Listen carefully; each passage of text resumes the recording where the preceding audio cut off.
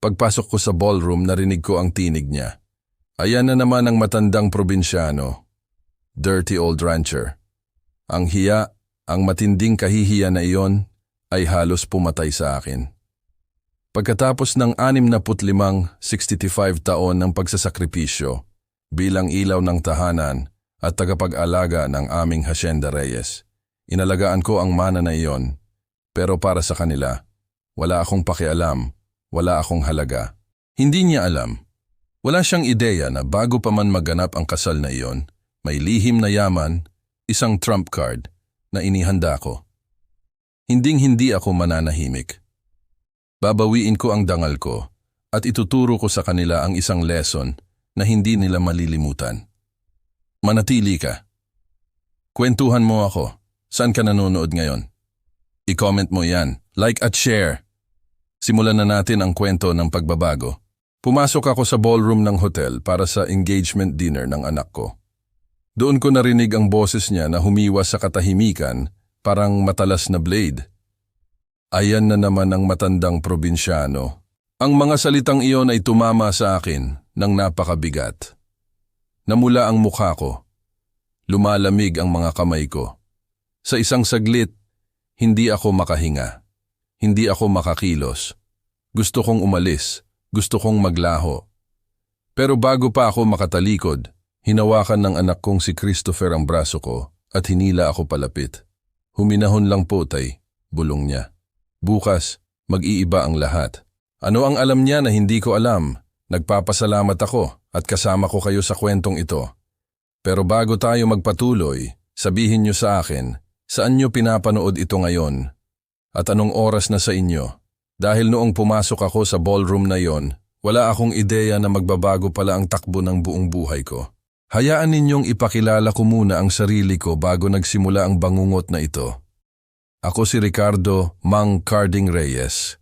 Sa 65 taon, ginugol ko ang buhay ko sa pagtatayo ng aming hacienda sa probinsya. Binuo ko ang lupain na ito gamit ang sarili kong mga kamay. Ang Hacienda Reyes ay matatagpuan sa isang malawak na lugar na kung saan ang mga burol ay gumugulong parang berdeng alon at ang mga pananim ay umaabot hanggang sa dulo ng tanawin. Hindi lang ito basta-basta lugar para sa alagaing baka at pananim. Ito ay ang pamana na iniwan sa akin ng aking ama na binuo sa pagod, pawis at matinding determinasyon. Simple lang ang buhay ko, nakasentro sa tapat at masipag na trabaho, at iyon lang ang buhay na kailangan ko. Nagkaroon ako ng 2 anak. Ang anak kong si Katrina ay lumaki at nagtayo ng sarili niyang buhay malayo sa amin.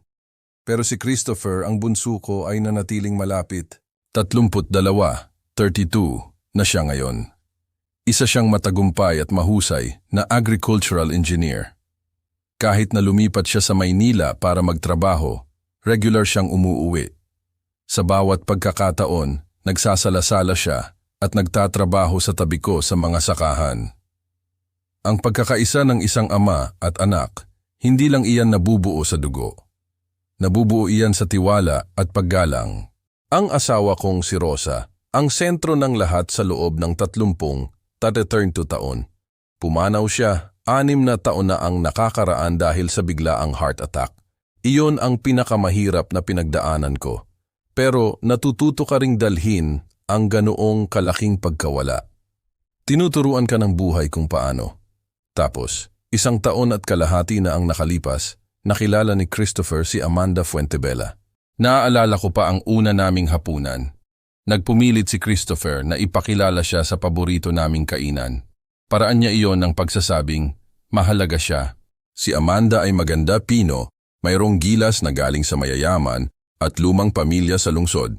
Maganda siyang magdala ng sarili at mayroong gaan sa pagsasalita na galing lang sa mga pinalaki sa mga lugar na tulad ng Forbes Park o Alabang.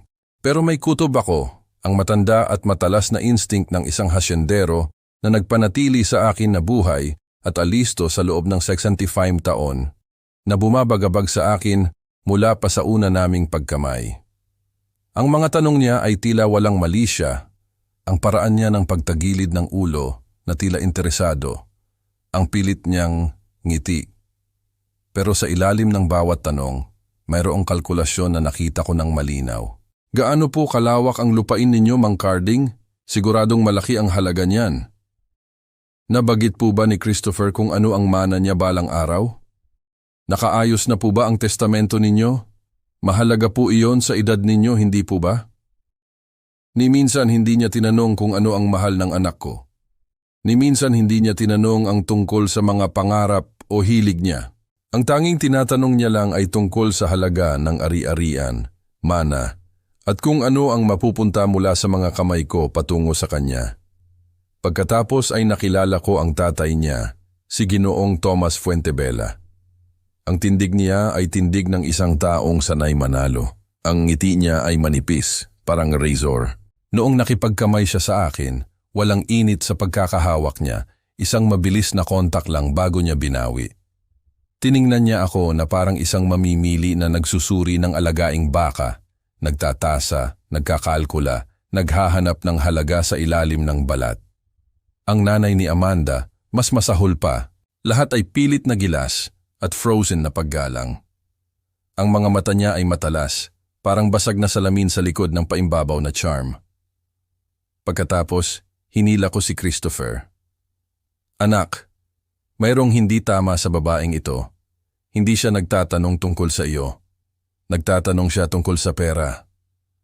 Ngumiti siya, ang ngiti ng mga kabataan na nag-aakalang wala nang alam ang kanilang ama sa mundo. Tay, mahal ko po siya. Nag-aalala lang po kayo sa wala. Hinayaan ko na lang dahil ayoko maging isang amang maging hadlang sa kaligayahan ng anak ko. Pero ang kutob na iyon ay hindi naglaho. Ang matandang instinct na nahasa sa loob ng 6 na dekada ng buhay sa lupain ay patuloy na bumubulong ng babala na hindi ko maipaliwanag. Sana nagtiwala na lang ako sa kutob ko noon. Sana alam ko na ang talagang pinaplano ni na Amanda at ng pamilya niya. Ang ballroom sa Grand Hotel sa Makati ay kumikinang sa yaman.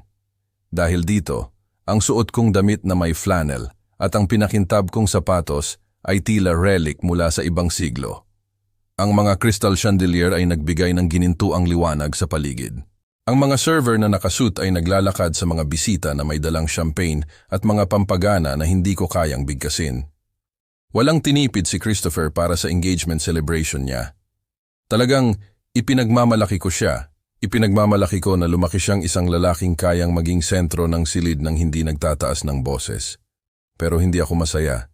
Mula nang dumating kami, may kakaiba na akong naramdaman. Si Amanda ay tila nag-aartista, tumatawa ng napakalakas at laging nakahawak sa braso ng mga bisita.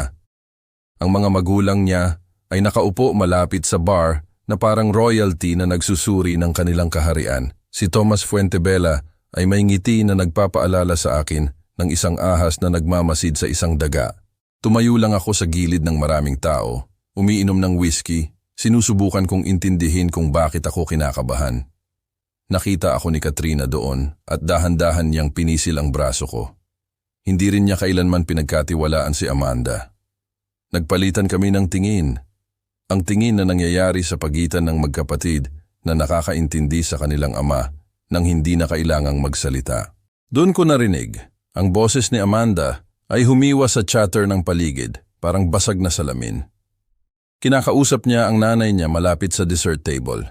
Ang mga salita niya ay para sana sa pribadong usapan, pero dinala ng acoustics ng lugar at umabot sa aking tainga. Ayan na naman ang matandang probinsyano, sabi niya, hindi man lang nag-abalang magpababa ng boses. Sumpa ko, sa tuwing nagpapakita siya, ang buong silid ay umaamoy ng baka at lupa. Paano siya tinitiis ni Christopher? Ang mga salitang iyon ay bumagsak na parang dagok. Naramdaman kong namula ang mukha ko. Ang baso ng whiskey ay biglang bumigat sa kamay ko. Sa paligid ko, maraming tao ang natahimik. Ang ilang bisita ay hindi komportable. Bigla silang naging interesado sa kanilang mga sapatos. Ang insulto ay hindi lang nakadirekta sa akin. Ito ay isinagawa para sa lahat. Isang pampublikong anunsyo na tinitingnan niya ako na mas mababa sa kanya. Isang kahihiyan na kailangang tiisin. Humigpit ang dibdib ko. Hindi sa hiya. Iyon ay dumating mamaya. Una ay ang galit. Ang galit sa babaeng ito na perpektong naglaro sa anak ko. Ang galit sa taong tumayo sa bahay ko at nagtanong tungkol sa mana habang nagkukunwari na nagmamalasakit kay Christopher. Ang galit na dumarating kapag na-realize mo na ang mga babala mo ay binaliwala. Kapag naintindihan mo na ang instinct mo ay tama sa simula pa lang pero walang nakinig. Ibinaba ko ang baso ko nang may matinding pag-iingat at humarap ako patungo sa labasan. Hindi na ako makatagal pa sa silid na iyon. Hindi ko kayang panoorin siyang umarte sa engagement na ito. Hindi ko kayang saksihan ang anak ko sa tabi ng isang taong nang iinsulto sa kanya at sa pamilya niya. Pero bago pa ako makahakbang, may kamay na humawak sa balikat ko. Si Christopher. Ang mukha niya ay kalmado pero nakakuyom ang panga niya. At ang mga mata niya ay mayroong apoy na bihira kong makita sa anak ko. Isang lamig ng katiyakan. Hindi siya mukhang galit. Mukha siyang isang taong naghihintay para sa eksaktong sandaling ito. Tay, sabi niya ng tahimik. Ang boses niya ay matibay na parang bato. Kailangan kong manatili ka. Hindi ko kaya, simula ko. Kaya mo, at mananatili ka. Lumiwanag siya palapit. Ang mga salita niya ay halos bulong. Dahil bukas, mag-iiba ang lahat. Akala ni na Amanda at ng tatay niya nanalo na sila. Akala nila, totoo ang engagement na ito, na malapit na nilang makuha ang lahat ng gusto nila. Pero nagkakamali sila. Tiningnan ko ang anak ko. Ang lalaking pinalaki ko, ang tinuruan kong magtrabaho ng masipag at magsalita ng katotohanan. At may nakita ako sa kanya na nagpapatigil sa akin. Hindi isang plano na naintindihan ko. Hindi isang paliwanag na kaya kong sundan. Kundi ganap na tiwala na hindi matitinag.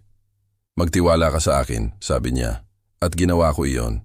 Sa loob ng kausambithima taon, natuto akong magbasa ng tao. Nagpusta ako sa instinct dati, at ang kutob ko ay laging nagtuturo sa akin sa tama. Pero nakatayo ako doon sa ballroom, habang umaalingaw-ngaw pa rin sa aking tainga ang kalupitan ni Amanda, gumawa ako ng pagpili. Pinili kong maniwala sa anak ko. Pinili kong maniwala na sa ilang paraan, may alam siya na hindi ko alam. Hindi pa masyadong nakakapasok ang sikat ng umaga sa bintana ng apartment ni Christopher noong dumating ako.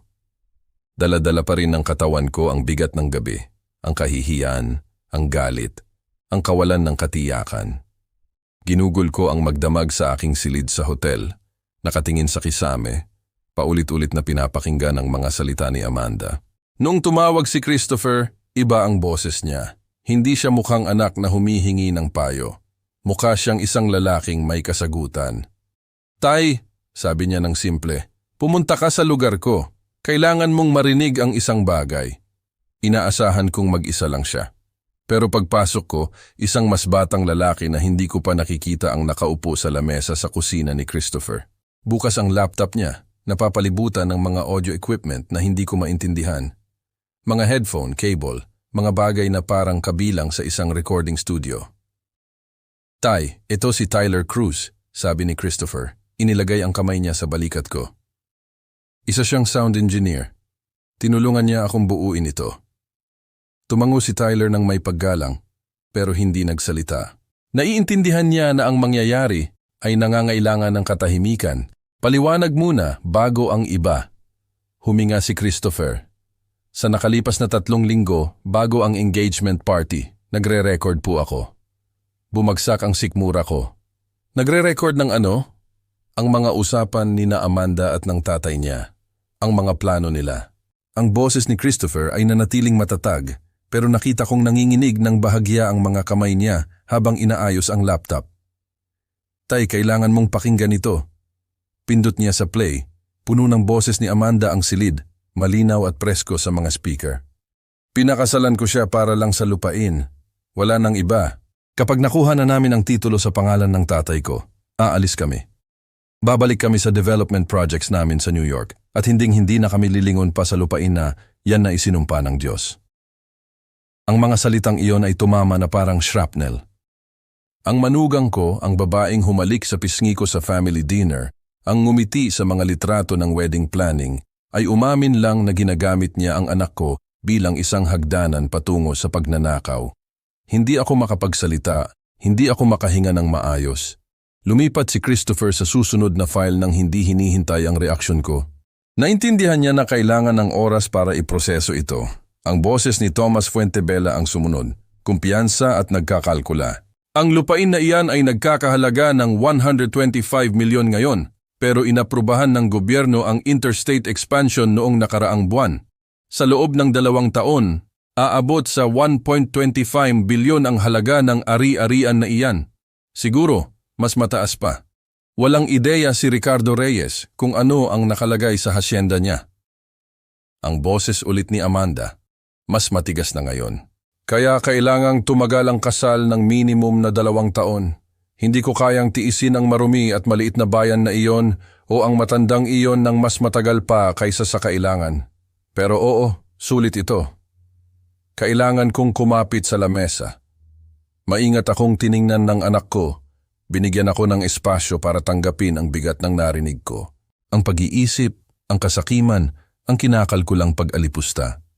Mayroon pa, sabi ni Christopher ng tahimik. Marami pa. Pero naintindihan mo na ngayon. Tiningnan ko ang anak ko. Talagang tiningnan ko siya. Ang binata na pinanood kong lumaki mula sa isang bata na tumutulong sa akin na magkumpuni ng bakod. Ngayon ay naging isang taong may kakayahan na gumawa ng ganito. Ang tapang na kailangan para rito, ang pasensya. Legal ba ito? Tanong ko, na mamaos ang boses. Ganap na legal po, sumingit si Tyler sa unang pagkakataon. Sa Pilipinas, legal ang pagre-record kapag kasama ka sa usapan. Nandoon si Christopher sa mga usapan na iyan. Ang pagre-record ay nasa loob ng batas, lumiwanag si Christopher. Tay, alam kong mabigat ito, pero kumpleto na tayo. May proof tayo ng intensyon nilang dayain ka. Proof ng conspiracy sa pagitan nila. Proof na handa nilang gamitin ako para nakawin ang ating mana. Kaya, ano ang gagawin natin? Tanong ko. Alam ko na ang sagot. Alam ko na mula pa noong gabing iyon, noong nangako sa akin ang anak ko na bukas, mag-iiba ang lahat. Ipakita natin sa kanila bukas. Ipakita natin sa lahat. Nag-igting ang panga ni Christopher. Sa kasal, titindig sila sa harap ng 200 tao at ilalabas ang tunay nilang pagkatao. Tiningnan ko ang screen ng laptop, ang mga file na naghihintay na buksan. Ang ebidensya na maingat na inipon ng anak ko habang ako ay bulag sa nangyayari sa harap ko. Nanginginig ang mga kamay ko. Hindi sa takot, kundi sa pinaghalong galit at iba pa. Isang bagay na nagpatingin sa akin sa anak ko nang may tindi na hindi ko pa naramdaman noon. Kailan natin ito gagawin? Tanong ko. Hindi ako natulog ng gabing iyon. Ang silid sa hotel ay napakatahimik. Sa tuwing ipipikit ko ang mata ko, bumabalik sa isip ko ang mga recording na iyon. Ang malamig na pag-amin ni Amanda, ang mga kalkulasyon ni Thomas Fuentebella tungkol sa milyon-milyong piso, ang kaswal na kalupitan sa kanilang mga boses habang pinag-uusapan ang pagwasak sa lahat ng binuo ko. 2:02 a.m. ng madaling araw, tumigil ako sa pagpapahinga. Umupo ako sa dilim, nakatingin sa skyline ng Maynila. Gumawa ako ng isang bagay na hindi ko ginawa sa loob ng ilang taon. Kinausap ko si Rosa. Ang asawa ko ay wala na sa loob ng 6 na taon, pero mayroon pa ring mga sandali, kadalasan ang pinakamahihirap, na kailangan kong maramdaman ang presensya niya ulit. Ito ay isa sa mga, Rosa, bulong ko sa dilim. Tulungan mo ako dito. Kailangan tayo ng anak natin ngayon. Sinusubukan niyang protektahan ang binuo natin at takot akong mabibigo ko siya. Halos narinig ko ang boses niya, matatag, sigurado, tulad ng sa buhay. Hindi mo siya mabibigo. Ikaw ang tatay niya. Siya ang anak mo. Yun lang ang mahalaga. Si Rosa ay laging ang matibay sa aming pag-aasawa. Habang pinamamahalaan ko ang hasyenda gamit ang mga kamay ko, pinamamahalaan niya ang pamilya namin gamit ang puso niya. Alam niya na si Christopher ay magiging isang lalaking hindi hahayaang manaig ang kawalan ng katarungan. Ganoon niya siya pinalaki, maging tapat, maging matapang, manindigan para sa mahalaga. Diyos ko, namimiss ko siya. Habang sumisikat ang araw sa mga burol ng probinsya, pinilit kong maghanda. Isinuot ko ang suit na tinulungan akong piliin ni Christopher ilang linggo na ang nakakaraan. Ang tela ay matigas, hindi komportable. Hindi ako sanay magsuot ng ganito kapormal. Pero ang araw na ito ay hindi tungkol sa kaginhawaan. Ang araw na ito ay tungkol sa pagbibigay saksi. Tiningnan ko ang sarili ko sa salamin at halos hindi ko makilala ang lalaking nakatingin sa akin. Hindi dahil sa suit, kundi dahil ang mga mata ko ay mayroong dala na hindi niya dinala sa loob ng maraming taon. Ang bigat ng pagkaalam sa isang bagay na hindi alam ng iba. Ang bigat ng isang sikreto na malapit ng sumabog. Sa banyo, nilak ko ang pinto. Lumuhod ako kahit na hindi ako masyadong relihiyosong tao at nagdasal ako. Hindi para sa kaligtasan o tagumpay. Hindi ako naging naive na isiping magiging maayos ito. Nagdasal ako para sa kaliwanagan. Nagdasal ako na ang katotohanan ay hindi maikakaila. Nagdasal ako na ang anak ko ay protektado, na ang katarungan ay magkaroon ng tunay na kahulugan. Nang dumating ako sa venue noong umaga, puno na ng aktibidad ang lugar. Ang mga florist ay nag-aayos ng mga puting rosas. Ang mga staff ay nagsiset up ng mga champagne station. Lahat ay malinis, lahat ay perpekto. Isang fakad ng selebrasyon na binuo sa pundasyon ng kasinungalingan. At nakalagay ng maingat sa likod ng altar ay isang malaking screen. Para sa ibang bisita, mukha itong isa sa mga modernong touch, isang display para magpakita ng mga litrato, isang projection ng love story ng mag-asawa. Alam kong iba yon. Sa loob lang ng ilang oras, ang screen na iyon ay magiging instrumento ng katotohanan. Lahat ng pinaghandaan namin, lahat ng isinakripisyo ni Christopher. Ang totoong tanong ay hindi kung handa kami, kundi kung may ideya ba sina Amanda at ang tatay niya sa mangyayari. Nagsimula ang seremonya tanghali. Bumaba si Amanda sa aisle na parang lumabas sa isang fairy tale. Lahat ay umaagos na puting silk at kinakalkulang gilas. Ang tatay niya ay naglalakad sa tabi niya, ang kamay niya ay may kapangyarihan sa braso niya. Ang ngiti niya ay ngiti ng isang taong naniniwalang nanalo na siya. Tumayo ang mga bisita at pinanood kong mapuno ang silid ng tunay na ngiti, tunay na luha. Wala silang ideya sa mangyayari. Umupo ako sa unang hilera. Katabi ko si Katrina, hinahanap ang kamay ko. Dahan-dahan niya itong pinisil. Magpakatatag, ang sabi ng pagpisil na iyon. Oras na. Si Christopher ay nakatayo sa altar, nakasuot ng maayos na suit. Ang ekspresyon niya ay kalmado. Ang mga kamay niya ay matatag. Mga kamay ng isang taong nakipagkasundo na sa gagawin niya. Sa tabi ng pari, nakatayo ang isang lalaki na hindi ko nakilala sa unang tingin. Isang kagalang-galang na Ginoo, mga 50 taong gulang, na may matalas at mapagmasid na mga mata. Tahimik siyang umupo sa gitna ng ibang bisita, pinapanood ang lahat, hindi nagsasalita. Malalaman ko mamaya na ito si Atiar Paul Mercado, isang prosecutor, pero sa sandaling iyon, isa lang siyang saksi. Nagsimula ang pari sa mga tradisyonal na salita. Ang venue ay naamoy ng mga bulaklak at mamahaling pabango. Malambot na musika ang tumutugtog mula sa mga nakatagong speaker. Lahat ay eksaktong kung ano ang dapat sa isang kasal. Lahat maliban sa katotohanan. Nagtitipon tayo dito ngayon, sinabi ng pari, para saksihan ang pag-iisa ni na Christopher Reyes at Amanda Fuentebella sa tali ng banal na kasal. Ang ngiti ni Amanda ay maliwanag, kumpiyansa. Isang babaeng naniniwala na siya ay eksakto kung saan niya kailangang maging, malapit nang makamit ang eksakto kung ano ang gusto niya. Nagpatuloy ang pari sa mga pagpapala, mga pagbasa, ang tradisyonal na elemento ng isang seremonya na idinisenyo upang ipagdiwang ang pag-ibig at pangako. Pero bawat salita ay walang laman, ngayon na alam ko na. Bawat kilos, bawat ngiti ay tila pag-arte. At pagkatapos ay dumating ang sandali. Christopher Reyes, sabi ng pari, humarap sa anak ko, tinatanggap mo ba ang babaeng ito na maging asawa mo upang mahalin at alagaan sa sakit at kalusugan? Hanggat kayong dalawa ay nabubuhay. Ang silid ay nag-antay ng may hininga.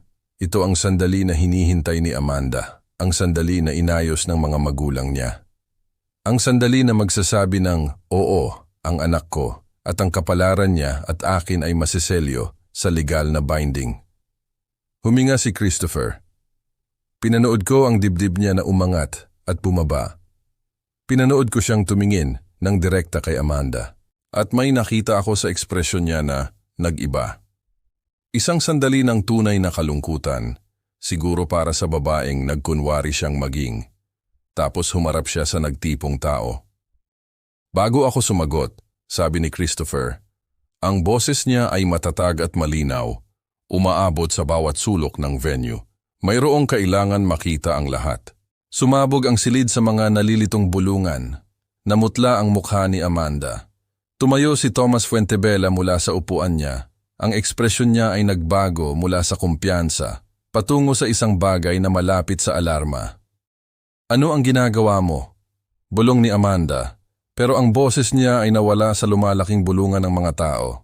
Ang pari ay nataranta. Pasensya na ano? Pero hindi na nakatingin si Christopher sa pari. Nakatingin siya sa screen sa likod ng altar. Ang screen na tila napaka-inosente, ilang oras lang ang nakalipas. Isang ilaw ang kumislap. Ang screen ay nabuhay. Kumirot ang puso ko. Dumating na ang sandali. Lahat ng hinintay namin. Lahat ng pinaghandaan namin. Naramdaman ko ang pagkakahawak ni Katrina sa kamay ko. Napakabigat. Halos masakit na. Sa paligid ko, ang mga bisita ay lumapit. Sinusubukan na intindihin ang nangyayari. Ang mukha ni Tomas Fuentebella ay nagbago mula sa alarma patungo sa tunay na takot. Hinawakan niya ang braso ni Amanda at sinimulang hilahin siya patungo sa labasan. Pero nakaharang ang aisle dahil sa mga mausisa na bisita na tumatayo mula sa kanilang mga upuan. Kailangan ng lahat marinig ang katotohanan tungkol kina Amanda Fuentebella at Tomas Fuentebella. Inihayag ni Christopher. Ang boses niya ay humiwa sa kaguluhan na parang bakal. At nandito ang lahat. Ang screen ay kumikinang ng mas maliwanag. Naghihintay na ilabas ang nilalaman nito. Na-realize ko na pinipigilan ko ang hininga ko. Ang screen ay nagliwanag. Ang boses ni Amanda ay pumuno sa ballroom bago pa maiproseso ng sino man ang nangyayari. Malinaw, unfiltered, nakapipinsala. Pinakasalan ko siya para lang salupain. Wala nang iba. Kapag nakuha na namin ang kontrol sa titulo, papaalisin namin siya at maglalaho. Hinding-hindi niya malalaman kung ano ang nangyari. Ang mga salita ay nakabitin sa hangin, parang lason. Sinasakal ang selebrasyon na tila napakapromisa, ilang sandali lang ang nakalipas. Sa loob ng isang pintig, ang silid ay tuluyang natahimik. Tapos, sumabog ito. Ang mga bisita na umiiyak ng masayang luha kanina ay nagulat ng sabay-sabay. Ang iba ay tumayo agad, ang mga mukha nila ay baluktot sa pagkamuhi. Narinig ko ang isang tao malapit sa akin na bumulong ng matindi. Sinungaling! Ganap na sinungaling! Isa pang boses, mas malakas. Paano mo nagawa iyan? Ang mukha ni Amanda ay nawala ng lahat ng kulay. Binuksan niya ang bibig niya para magsalita, pero bago pa siya makabigkas ng isang salita, nagpatuloy ang video. Hindi ito edited snippet. Ito ay malinaw, sinasadya, hindi mapagkakamalang proof. Lumabas si Tomas Fuentebella sa screen sa tabi ng anak niya. Ang lupain na yan ay nagkakahalaga ng 125 milyon ngayon, sabi niya. Ang tono niya ay businessman, presko at sigurado. Ang boses ulit ni Amanda, mas matigas na ngayon.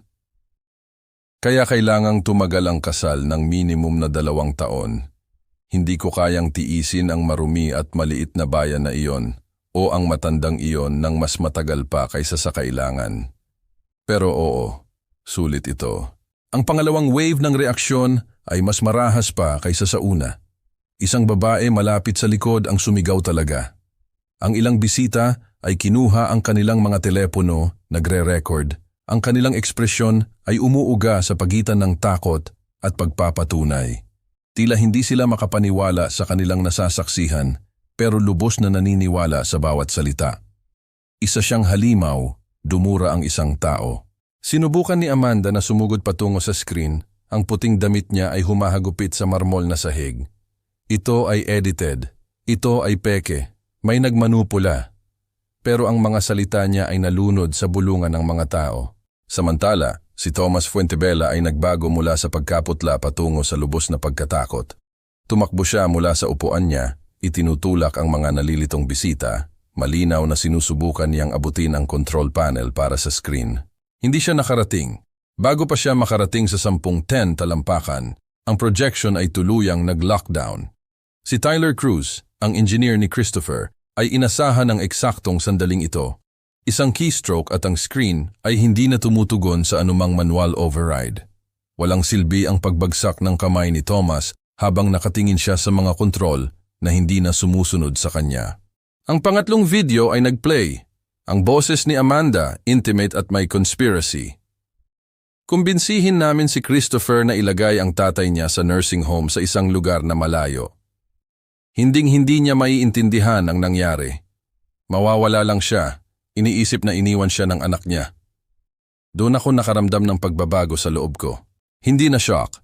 Na-absorb ko na ang bigat ng kanilang pagtataksil noong narinig ko ang mga recording na ito sa apartment ni Christopher. Pero iba ito. Ito ay pampublikong kahihiyan. Ito ay ang mga sikreto ng pamilya ko. Ang vulnerability ko na ginagawang armas laban sa akin sa harap ng 200 tao. Gayunpaman, noong tiningnan ko ang anak ko na nakatayo ng kalmado sa altar, nakaramdam ako ng isang bagay na hindi ko inasahan. Isang pagmamalki na napakatindi, halos masakit na.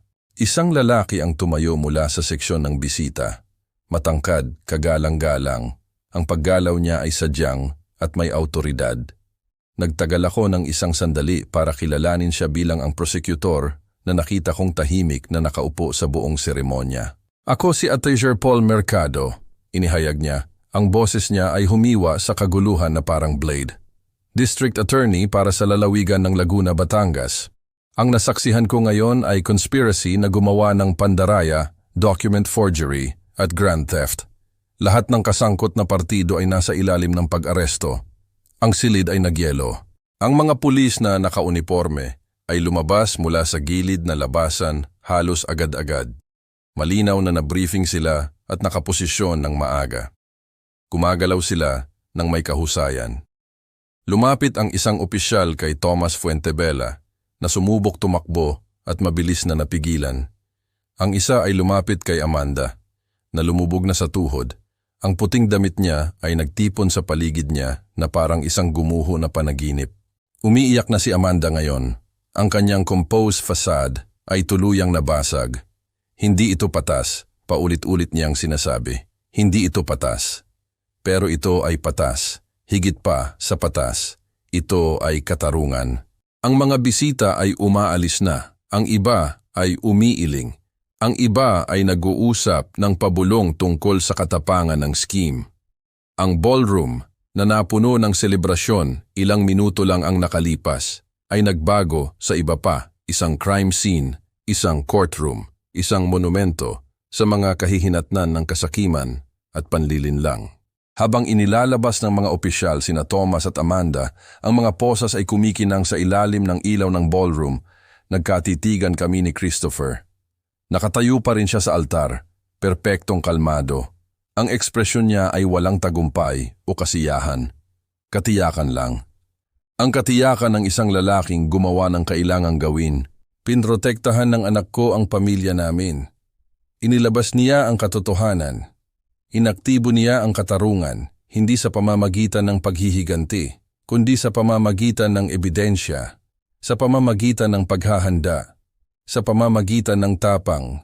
At ngayon, habang ang babaeng muntik niyang pakasalan ay inilalabas sa ballroom ng nakaposas, habang ang lalaking nagplano na nakawin ang mana ko ay binabasa ang kanyang mga karapatan, habang ang 200 bisita ay nakatayo sa tahimik na pagkagulat, alam kong ligtas na kami sa wakas.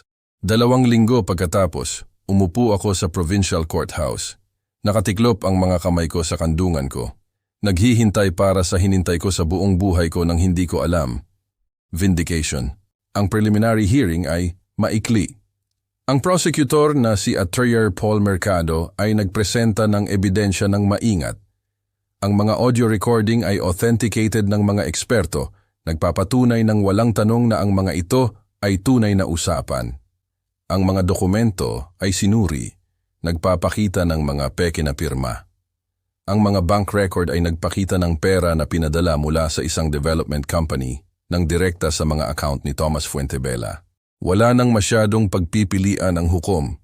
May sapat na ebidensya upang magpatuloy sa paglilitis, sabi niya. Pero ang totoong reckoning ay dumating 2 linggo pagkatapos noon. Ang pangunahing paglilitis ay puno. Ang courtroom ay naamoy ng pinakintab na kahoy at ang kakaibang katahimikan na tanging legal na paglilitis lang ang makakalikha. Kaming 2 ni Christopher ay nagpatotoo, isinalaysay kung paano namin natuklasan ang conspiracy, kung paano nag-record si Christopher, kung paano lumabas ang ebidensya sa kasal. Ang mga boses namin ay matatag, pero napansin ko na nanginginig ng bahagya ang mga kamay ng anak ko noong inilarawan niya ang pag-amin ni Amanda tungkol sa paglalagay sa akin sa isang nursing home. Si Attorney Paul Mercado ay walang tigil. Dinala niya ang jury sa bawat piraso ng ebidensya. Ang mga recording ay pinatugtog ulit. Mas malinaw na ngayon. Ang mga dokumento ay ipinakita sa forensic analysis na nagpapakita ng mga tiyak na teknik na ginamit upang pekein ang pirma ko. Ang mga money transfer ay sinubaybayan ng may katumpakan. Tapos, may hindi inaasahang nangyari. Isang babae ang tumayo para magpatotoo. Si Sara Garcia. Nakilala ko ang pangalan niya mula sa mga preliminary file ng prosecutor, pero hindi ko inaasahan na makikita siya ng personal. Siya ay kalmado, kagalang-galang, at ang kwento niya ay nakakakilabot. Nilapitan ni Amanda Fuentebella at ng tatay niya ang fiancé ko 3 taon na ang nakaraan, sabi ni Sara. Ang boses niya ay matatag sa kabila ng damdamin. Ipinanukala nila ang parehong scheme ng pekeng kasal, isang transfer ng ari-arian ng pamilya niya, tapos paglaho. Tumanggi ang fiancé ko, pero mapilit sila. Nagpapasalamat ako na ang sinubukan nilang gawin kay Christopher Reyes ay inilabas sa wakas ang ginagawa nila sa iba. Ang courtroom ay nagantay ng may hininga. Ang jury ay nagliberasyon ng mas mababa sa 4 na oras. Guilty. Sa bawat bilang, si Thomas Fuentebella, conspiracy to commit fraud, document forgery, grand theft, 10 taon sa federal na bilangguan. Si Amanda Fuentebella, conspiracy to commit fraud, accomplice to document forgery, grand theft, 8 taon sa federal na bilangguan. Nang inihayag ng hukom ang mga sentensya, nakaramdam ako ng pagbabago sa loob ko. Hindi eksaktong tagumpay, kundi pagkumpleto.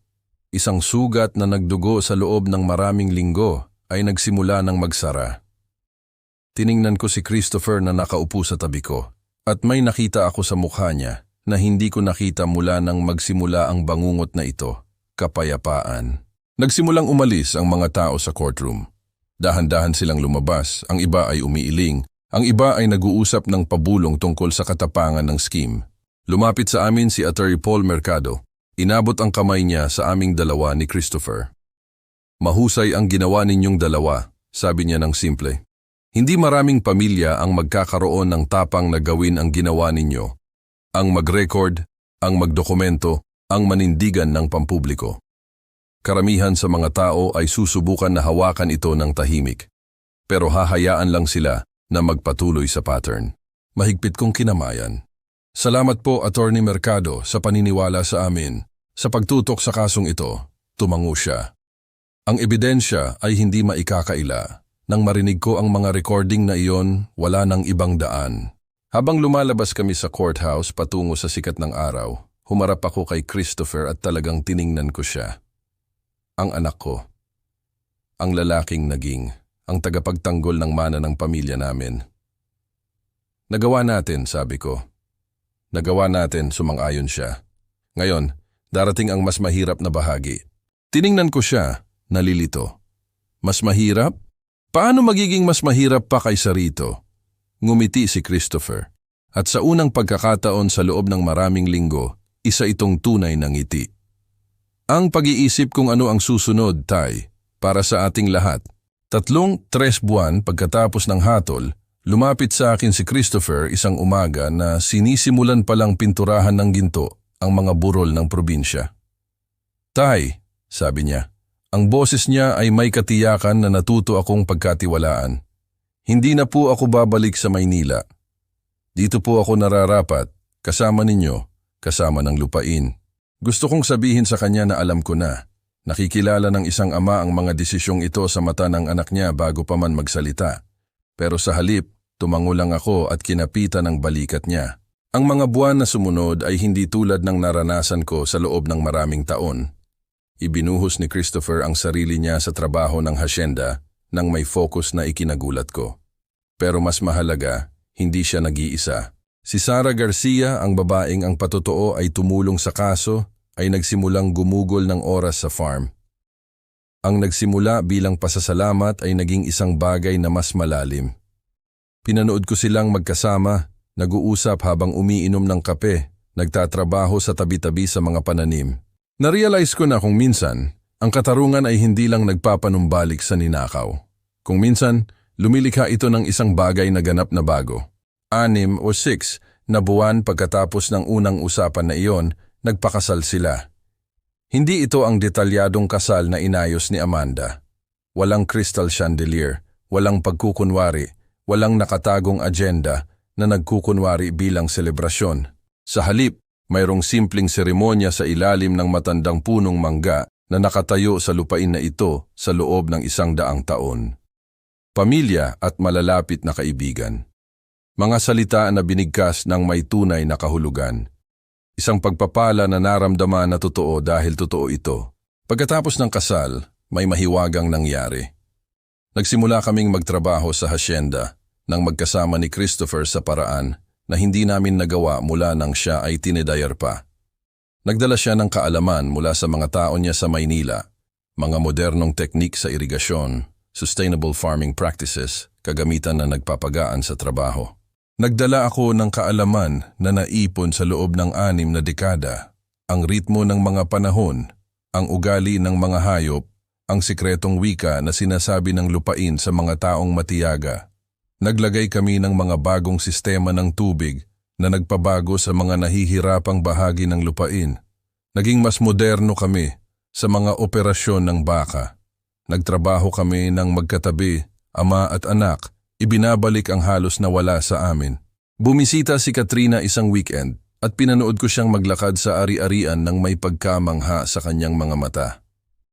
"Ang ganda, Tay," sabi niya, niyakap kaming dalawa. "Natakot akong mawawala sa atin ang lugar na ito." "Halos nangyari," sabi ko ng tahimik. Pero pagkatapos, tiningnan ko si Christopher, ang lupain na iniligtas namin ng magkasama, ang hinaharap na lumalaki sa paligid namin. Pero hindi iyon nangyari. Ang bahay namin ay mas puno kaysa sa loob ng maraming taon. Nagdala si Sara ng init at tawanan sa mga silid na lumamig. Nagdala si Christopher ng layunin at vision. At nakita ko ang sarili ko sa edad na 65 na tila mas bata. Hindi pisikal, kundi espiritual. Ang bigat na matagal kong dinala ay nawala. Isang gabi, nakaupo sa porch kasama si Christopher, pinapanood ang paglubog ng araw, na-realize ko na may nagbago ng malalim. Hindi lang kami isang ama at anak na nakaligtas sa isang banta sa aming mana. Kami ay isang pamilya na sinubukan at lumabas na mas matatag. Ang lupain ay gumagaling. Kami ay gumagaling. At sa isang lugar sa paggaling na yon, natuklasan namin ang isang bagay na hindi ninakaw, hindi peke, hindi manipulahin. Natuklasan namin ang isa't isa ulit. Sa pagtingin ko ngayon, na-realize ko kung gaano kami kalapit sa pagkawala ng lahat. Hindi lang ang lupain, kundi ang tiwala sa pagitan ng ama at anak, ang integridad ng aming pamilya. 65 ako noong tinawag ako ni Amanda na dirty rancher. Nakaligtas ako sa mga resesyon at tagtuyot. Sa pagkawala ng asawa ko at pagpapalaki ng 2 anak na mag-isa. Pero walang naghanda sa akin para sa pagkaalam na ang isang taong tinanggap ko sa pamilya ko ay nagpaplano na sirain kami mula sa unang araw. Ang nagligtas sa amin ay ang tapang ng anak ko na kumilos batay sa katotohanan. Minana ni Christopher ang mga halaga ko at nilampasan pa. Kinuha niya ang ebidensya at ginawa itong hindi maikakaila. Nagplano siyang maingat. Inilabas niya ang mga nagtaksil sa amin. Nang dumating ang sandali, hindi siya nagatubili. Nag-aalok si Thomas sa akin ng 35 milyon para manahimik. Tumanggi ako. Dahil natuto ako ng isang bagay, hindi ka maaaring makipagnegosasyon sa mga taong nagpasya na ikaw ay expendable. Maaari mo lang silang ilabas at hayaang gumawa ang katarungan. 3 bagay ang gusto kong sabihin ng malinaw. Una, kung may naramdaman kang hindi tama, malamang na hindi tama iyon. Magtiwala sa instinct na iyon. Pangalawa, ang pamilya ay ang lahat. Protektahan ito ng may ganap na paninindigan. Walang mas mahalaga kaysa sa mga taong mahal mo. Pangatlo, ang katotohanan ay hindi nagtatago magpakailanman. Lumalabas ito. Nagbabago ito ng lahat. Sa pagtingin ko sa anak ko ngayon, sa pamilya na binuo naming muli, sa lupain na yumayabong sa ilalim ng aming pangangalaga, alam kong tama ang pagpili namin. Pinili namin ang katotohanan kaysa sa katahimikan. Pinili namin ang pamilya kaysa sa kaginhawaan. At sa huli, ang pagpili na iyon ang nagligtas sa aming lahat. Yan ang kwento ko. Yan ang aral. Ang pangalan ko ay Ricardo Reyes. Ito ang totoo kong kwento. Ibinabahagi ko ito dahil muntik ko nang sirain ang pamilya ko sa pagbaliwala sa mga red flag. Huwag kang maging tulad ko. Kapag may naramdaman kang hindi tama sila. Narito ang itinuro sa akin ng totoong kwentong ito.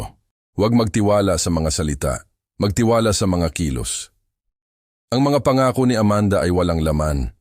Ang mga intensyon niya ay lason. Huwag balewalain ang mga pattern. Bawat tanong ay naglabas ng agenda niya.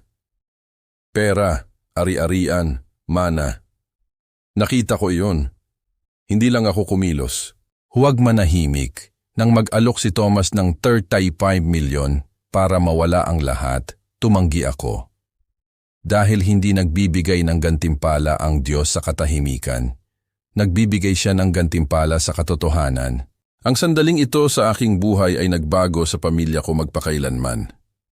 Pero hindi ito kailangang mangyari sa ganitong paraan.